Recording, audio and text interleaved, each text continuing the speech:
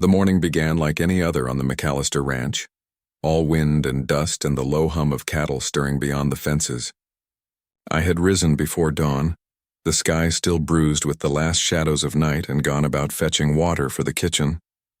Mrs. McAllister was coughing again, so I had been left to tend to most chores myself. I didn't mind. Hard work was something my hands knew, even if my heart still trembled in this place. I'd come from Kansas after my father passed, taken in as a helper for board and bread. They said a quiet girl could earn her keep here if she didn't make trouble, and I never did. But that morning fate had other plans for me, and they began with a single bucket of water and the sound of a man humming behind the stables. It was a soft tune, low and steady, the kind of hum that wrapped itself around you before you even noticed. I paused mid-step, the handle of the bucket biting into my palm. I knew that voice, though I'd barely spoken 10 words to him since I'd arrived 2 months before. Tala, they called him, the Navajo hand who worked the horses. He was different from the other men, quieter but with a steadiness that made you want to look twice. The first time I saw him, he was breaking a wild chestnut stallion, and when the beast reared, he just smiled. Not a smirk, but a calm, knowing smile that said he understood the creature's heart. I remember thinking I'd never seen anyone so at peace in their own skin. I rounded the corner by the wash shed, careful not to make a sound. My boots crunched softly over the sand, and I told myself I'd just leave the water and go. But the humming came from inside, deeper now, closer, and against my better sense I leaned forward. The door to the shed was cracked open, steam drifting lazily out into the chill air. Someone had left the wash barrel filled from the night before, and now in that narrow slice of light I caught a glimpse of sun-browned shoulders glistening in the water. I froze, my breath snagged somewhere between my throat and my chest. I should have turned away right then. Lord knows I meant to. But my boot heel caught the edge of the step, and before I could balance the bucket, it slipped from my grasp. The water sloshed, wood struck wood, and the door burst open. In an instant I was tumbling forward, more skirts and all, straight into the warm bath where Tala sat. The world spun into chaos. Water splashed high, the bucket clattered, and I felt myself collide with something solid and hot. His chest. My bonnet slid sideways, and the air filled with the smell of cedar soap and steam. I gasped, trying to right myself, but my hands found only smooth skin and the steady thump of his heartbeat beneath my palms. "Well now," his voice came, low and rich with amusement. "Didn't think the ranch started offering bath companions. If I'd been standing, I might have run clear to the next county. But trapped in that barrel, tangled in my skirts, I could only stare. Wide-eyed, mortified, and blushing so hard I thought I'd burst. I didn't mean to," I stammered, my voice barely more than a whisper. He chuckled, a warm, teasing sound that made my pulse jump. "Don't reckon you did, miss, but I can't say I'm complainin' either." His dark eyes, kind but glinting with mischief, met mine, and something in the air shifted. The steam, the scent, the quiet between us. It all seemed to hum with something alive, something that made me forget where I was. "I was just bringing water," I managed, trying to scramble up. The barrel creaked, threatening to tip, and his hands shot out to steady me. Strong, sure hands that caught my arms with surprising gentleness. The heat from his skin seeped into me like sunlight through a window pane. "I can see that," he murmured, his smile softening. "You brought plenty of it, seems like." That broke a laugh from me, small, shaky, but real, and the sound seemed to surprise us both. His expression changed then, a flicker of tenderness crossing his face before he released me. I climbed out as gracefully as I could manage, dripping and red-faced. My dress clung to my knees, heavy and soaked, and I couldn't meet his eyes. "I'm so sorry," I whispered, twisting the edge of my apron. "I'll fetch you fresh water, I swear it."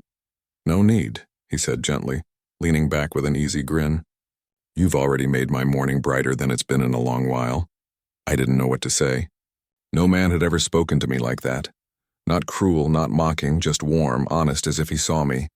I turned to leave before my cheeks caught fire again, but as I reached for the door, his voice stopped me. "Miss?" I looked back. He was still in the water, steam rising around him like mist on a river. Eyes soft but curious. "You got a name?" he asked. "Or should I just call you Trouble from now on?" "Clara," I whispered, barely able to meet his gaze. He nodded slowly, tasting the name like something sweet. Clara, he repeated. Pretty name for a girl who falls out of the sky. I didn't wait to answer. I couldn't. My heart was already beating so fast it hurt. I fled the shed and didn't stop until I reached the kitchen porch, my dress dripping, my hands shaking, and my lips curved into a smile I couldn't quite hide. For the rest of that day, I tried to keep busy at milking, feeding, sweeping, but no matter what I did, my thoughts wandered back to that warm voice and the laughter in his eyes. And when the sun set over the prairie, turning the sky gold and crimson, I realized that for the first time in years my heart felt awake.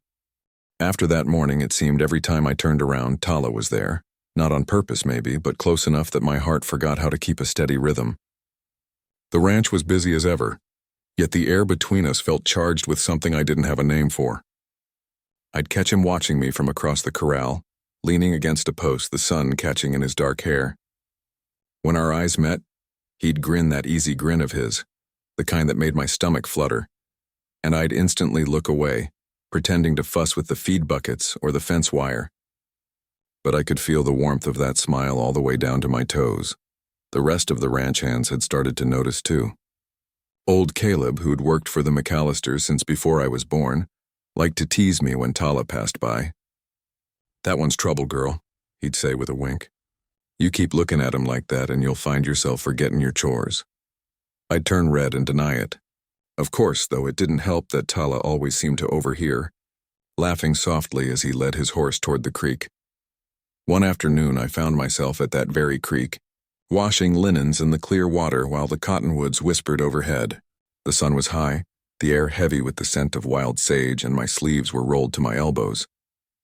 I'd thought I was alone until I heard the sound of hoofbeats approaching. I turned, and there he was, riding bareback, his shirt open at the collar, a few strands of dark hair loose across his forehead. Afternoon, Clara, he said, reining in his horse beside me. Didn't mean to sneak up on you. You didn't, I lied, though my heart had jumped like a startled rabbit. He slid off the horse in one smooth motion and crouched by the creek, dipping his hand into the cool water. You always work this hard? He asked, watching the ripples dance. I don't mind it, I said softly. Keeps me from thinking too much. He looked up then, eyes narrowing slightly. And what is it you don't want to think about? I hesitated, wringing out a sheet. Just the past, I guess. Things I can't change. He nodded as if he understood more than I said. Then maybe you should think about now instead. He flicked his fingers, sending a spray of water toward me. I gasped, half laughing, half scolding. Tala, what? You looked warm. Without thinking, I splashed back, just a little. But his grin widened like I'd thrown a challenge. A second later, a full wave of creek water hit my arm. I shrieked and laughed so hard I nearly dropped the laundry. Before I knew it, we were both soaked and breathless, the sheets floating around us like clouds. When I finally stopped, I saw him watching me, his smile soft now, something tender behind it. You should laugh more, Clara, he said quietly. It suits you. I froze, the laughter fading to something else, something that felt too big for my chest. The sound of the creek seemed to still around us, and the world narrowed to just that look between us. Maybe you should get back to work before Mrs. McAllister sees us, I said, trying to steady my voice. He chuckled, shaking his head as he reached for his horse. Maybe I don't care who sees. Those words lingered long after he rode away. That night, when I lay in my cot beneath the rafters, I could still hear the low rumble of his laugh, see the sunlight glint off the water in his hair. I told myself it was foolish to feel anything. He was Navajo and I was just a ranch girl trying to keep her place. Folks in town wouldn't understand, and neither would the McAllisters. But my heart didn't listen to reason. It beat to its own rhythm now, one that sounded an awful lot like his voice.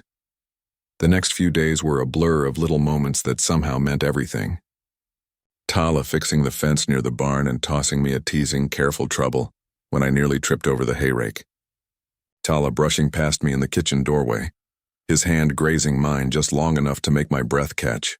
Tala bringing me a bunch of wild sunflowers from the hills, saying only, "They reminded me of you." I didn't know how to respond. No man had ever looked at me like that before, as if I wasn't just another helper or someone passing through, but something seen. One evening, as the sky bled into pink and gold, I found him sitting by the corral carving a small piece of wood. I meant only to walk past, but curiosity got the better of me. "What are you making?" I asked. He looked up, the corners of his mouth lifting. "Guess you'll have to find out." I sat down a few feet away, tucking my knees beneath my skirt. The air was quiet, filled only with the soft creak of leather and the distant lowing of cattle. "You always this secretive?" I asked after a while. "Only when someone's watching," he replied without looking up. I smiled despite myself. "You think I'm watching you?" He met my eyes then, steady knowing. "Aren't you?" I should have looked away. I didn't. He finished the carving and handed it to me, a small horse, smooth and simple but perfect in its shape. I ran my fingers over it, awed. "It's beautiful," I whispered. "Then it's yours," he said. My throat felt tight and for a moment I couldn't speak. "Why?" "'Cause you look like someone who forgets she deserves beautiful things." That night I hid the little horse beneath my pillow. I couldn't explain it. The way his words settled into my chest, the way his laughter followed me through the day. But I knew something had changed. Maybe it had started with that fall into his bath, that wild, foolish accident. Or maybe it had started long before, in the way his presence filled the air like a steady heartbeat I hadn't noticed until now. Either way, there was no denying it anymore. Tala wasn't just someone who worked the ranch. He was the reason my days felt brighter, my heart lighter. And though I tried not to dream too far ahead, some quiet part of me already knew. I was falling, deeper than I ever meant to. It started with whispers, soft at first, like wind through dry grass. By the time the sun rose on the third Sunday after that day by the creek, the whole town of Willow Bend seemed to be talking. I could feel it in the way people looked at me when I walked down the boardwalk. Too long, too knowing. The wives at the mercantile lowered their voices when I passed, and the preacher's daughter, all buttoned up and prim, offered me a smile so sweet it stung. At first, I didn't understand what had changed. I hadn't done anything wrong, at least nothing I thought counted as sin. But it didn't take long to figure it out. Folks had seen us, Tala and me.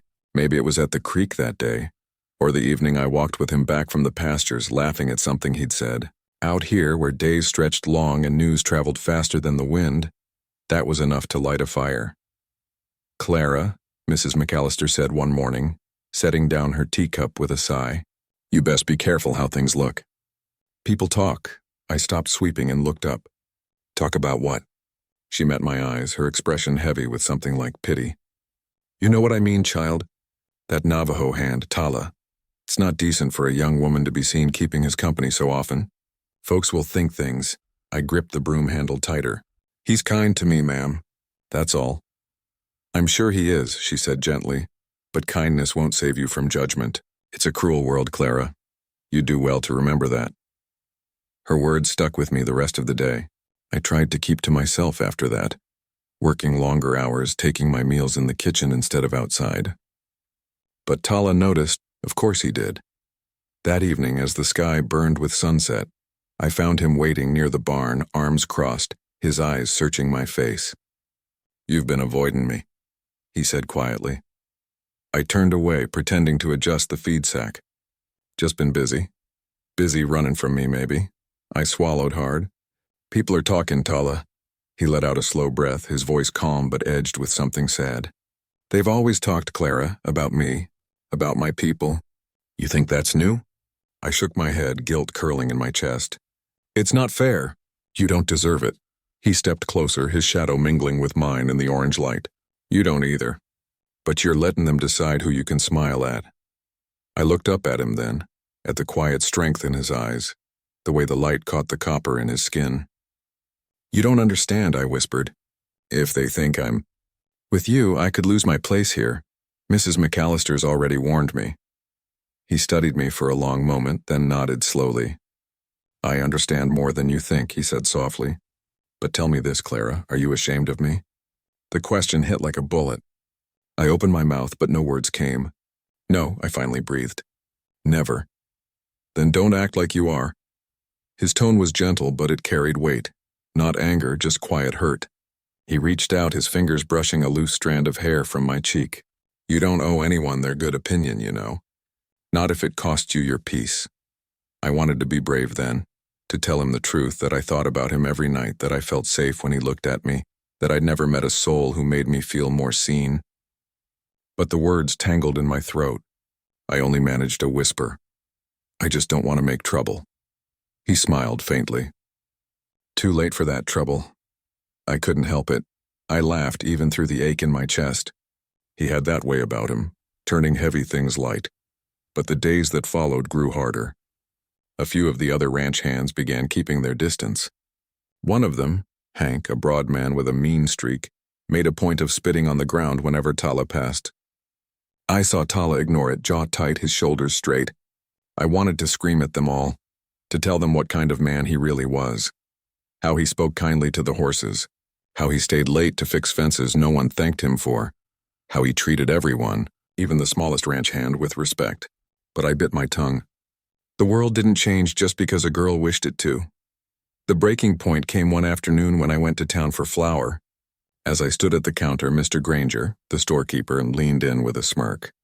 "You tell that Navajo of yours to stay clear of my property," he said, loud enough for everyone to hear. "He's not mine," I said quickly, my voice trembling. "Could have fooled me," he muttered, his eyes narrowing. "Ain't right. A white girl keeping company with the likes of him. Folks remember things like that." The room went silent. My cheeks burned as I gathered my things and left, the laughter of two women echoing behind me. I walked all the way back to the ranch with my head down, the sack of flour heavy in my arms in shame, not for Tala, but for this cruel, small world, burning in my chest. That night I didn't go to supper. I sat out behind the barn, watching the stars appear one by one. When Tala found me there, I expected anger, maybe even bitterness. Instead, he just sat down beside me, quiet for a long time. "Bad day?" he finally asked. I nodded. "Town again?" "Yes," he tilted his head, studying me. "You want to hear what my grandmother used to say about people like them?" I glanced at him. "What?" He smiled faintly. "She said small hearts make big noise." Despite everything, I laughed softly. "She sounds wise." "She was," he said, looking up at the stars. "Said the only thing that lasts longer than hate is love, if you let it." The words sank deep, warming something inside me that had felt cold all day. I leaned a little closer, our shoulders brushing, and whispered, "Then maybe she was right." For a long time we sat there saying nothing more. The world beyond the ranch was full of judgment and cruelty, but here, under the wide sky, there was only the steady beat of my heart and the quiet peace of his presence. And though I didn't say it aloud, I knew in that moment I'd rather face the world's whispers 100 times over than live another day pretending I didn't feel what I felt. The first spring rain came suddenly that year, sweeping in from the south, heavy with thunder and the scent of wet earth. The ranch hands ran for shelter.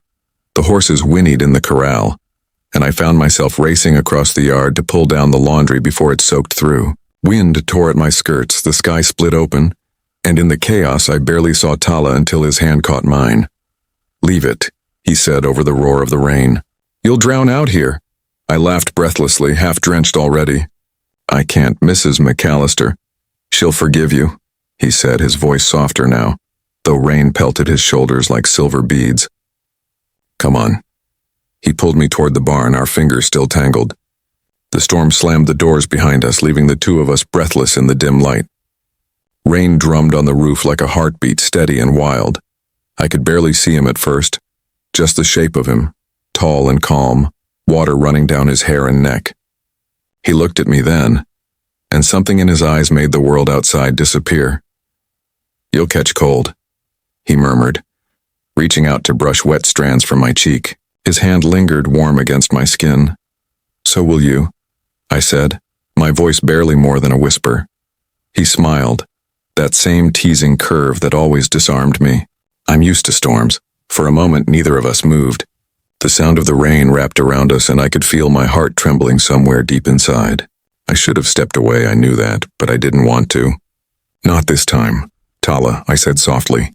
"Why do you keep being so kind to me, even when it causes you trouble?" He tilted his head, studying me like he was seeing past the words. "Because you look at me like I'm more than what they say I am," he said quietly. "And maybe that makes me want to be." I swallowed, my chest tightening. "You already are." Something changed in his eyes then, softer, deeper. He stepped closer, so close I could feel the warmth of his breath despite the chill of the rain-soaked air. "You're not afraid anymore, are you?" I shook my head, tears mingling with the raindrops on my lashes. "No," I whispered. "Not when I'm with you." He reached for my hands, wrapping them gently in his. "Then stop looking at the world for permission to be happy, Clara. You've got nothing to be ashamed of." Outside, thunder rolled across the plains, low and distant. Inside, time seemed to hold still. I don't know who moved first, and maybe we both did. But in that breath between silence and sound, I found myself in his arms. It wasn't rushed, wasn't desperate. It was slow, sure, like something that had been waiting its whole life to happen. His hand rested against the small of my back, his other cupping my face as if I were something fragile and precious. When he finally spoke, his voice was rough, barely above a whisper. "You don't know how long I've wanted to do that." I smiled through the tremble in my lips. "Then why didn't you?" He chuckled softly. "Didn't want to scare you off." "You couldn't," I said. And for the first time I knew it was true. We stayed like that for a long time, and no words. Just the rhythm of the rain and the quiet comfort of belonging. For the first time since I'd come to this place, I didn't feel small. I didn't feel like someone trying to earn her right to stay. I felt home. When the storm eased, we stepped outside together. The world was fresh and glistening, the air filled with the scent of sage and rain. The sky had broken open into gold light, and the land stretched before us like a promise. He took my hand again, gently this time, and looked out across the soaked fields. "You know," he said, "my people have a word, hozho. It means harmony, balance, when your heart and the world finally walk the same path." I turned to him, my hand still in his. "Is that what this is?" He smiled. "Feels like it." From that day on, I stopped hiding. I walked beside him openly when we went to town for supplies. My chin lifted even when the stares came. Some folks looked away, some didn't, but it didn't matter anymore. The fear that had once lived in me had quieted. Tala's strength wasn't loud or boastful. It was steady, rooted like the earth itself, and somehow it had become my own. When a few men muttered insults under their breath near the saloon one evening, Tala didn't raise his voice. He just stood tall, his hand at my back, calm but firm. "You got something to say?" he asked, not in anger but in quiet warning. They backed off, not because they were afraid, but because they saw in his eyes what I'd come to know so well, a man who fought only to protect what mattered. That night, as we rode home under the stars, I leaned my head against his shoulder, feeling the warmth of him beside me. The world would always have its cruel voices, but love, the kind that grew from respect, from gentleness, from seeing someone truly, that was stronger.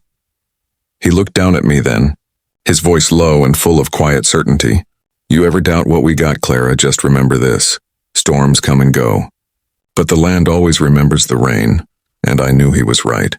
It's been a year since that storm, and sometimes I still wake before dawn just to watch the light spill over the hills, turning the world to gold. The ranch is quieter now, the fences mended, the fields green after the rains, and yet every day still feels new, like the land itself is teaching me how to breathe again. Tala rises before the sun. I hear him moving softly through the kitchen, the clink of the coffee pot, the low hum of an old tune from his childhood. I like those sounds. They've become the rhythm of my mornings.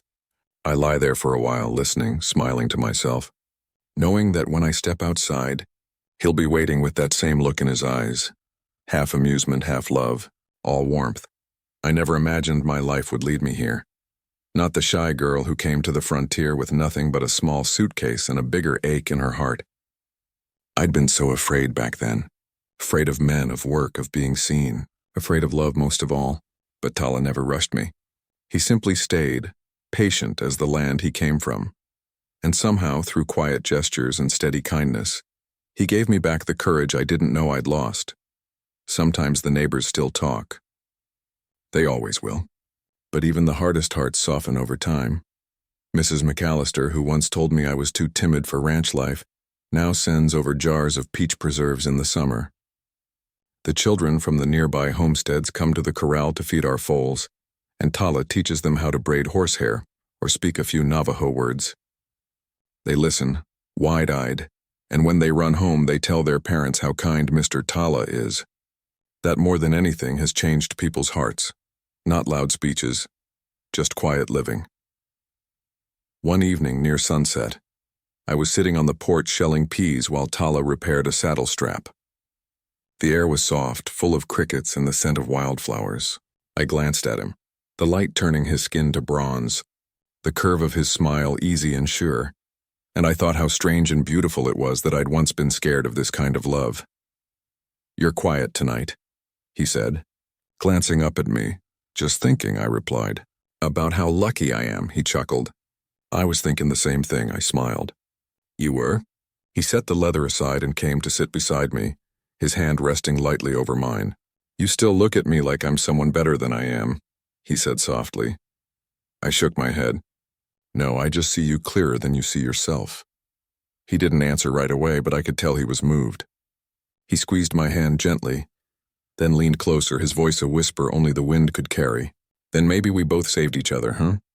My throat tightened. Maybe we did. Later, as dusk deepened, we walked down to the creek, the same one where I'd first met him, where he'd found me with my skirts muddied and my pride bruised. The air was cool, the water glinting with the last of the sunset. He stopped near the edge, looking out across the valley, his arms sliding around my shoulders. "When I was a boy," he said quietly, "my grandmother told me that every soul is born with a place it belongs to. Some folks find it right away. Some spend their whole lives searching. But when you find it, you know." I looked up at him, my heart full. "Do you think this is it for us?" He smiled, that slow, knowing smile that always made me feel safe. "I don't think," he said. "I know." We stood there for a long time, watching the stars appear one by one. The night was calm, the air humming with crickets and distant coyotes. The land stretched around us, wide, unbroken, eternal. And I realized that for all its harshness, the frontier had given me something precious. Not comfort, but truth. Love that didn't hide. Love that endured. Weeks later, when the spring festival came around, we rode into town together. I wore a simple blue dress one Tala had mended himself after I tore it on a fence post, and I held his hand without fear. The townsfolk nodded as we passed, some polite, some warm. The music played, children danced, and for the first time I joined them. Tala laughed, pulling me close, his dark eyes shining. "You're not shy anymore," he teased. "Only with you," I whispered, smiling up at him. He grinned, brushing his thumb along my cheek. "Then I'll count that a blessing." The sun sank low, turning everything to amber. The world smelled of hay and wood smoke and promise. When the music slowed, we danced slower too, just the two of us swaying in the dust, my head against his chest. I could hear his heartbeat beneath my ear, steady and strong. That was the moment I realized what forever truly meant. Not grand gestures or perfect days in one, but this. The sound of rain on the roof, the warmth of his hands, the knowledge that no matter how the world turned, we would face it together. Later, as we rode home under a silver moon, Tala pointed toward the horizon where lightning flickered faintly far away. "Another storm," he said softly. "Do they still scare you?" I asked. He smiled down at me. "Not since the day one brought me you." I leaned against him, laughing quietly, my fingers tracing the fabric of his shirt. "Then I hope it rains every spring." He pressed a kiss to my hair, his voice tender. "It will. The land always remembers." And as we rode on, the prairie stretched before us, endless and alive. And I knew that whatever the years ahead held, our hearts had already found their home.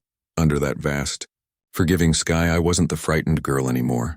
I was his and he was mine forever.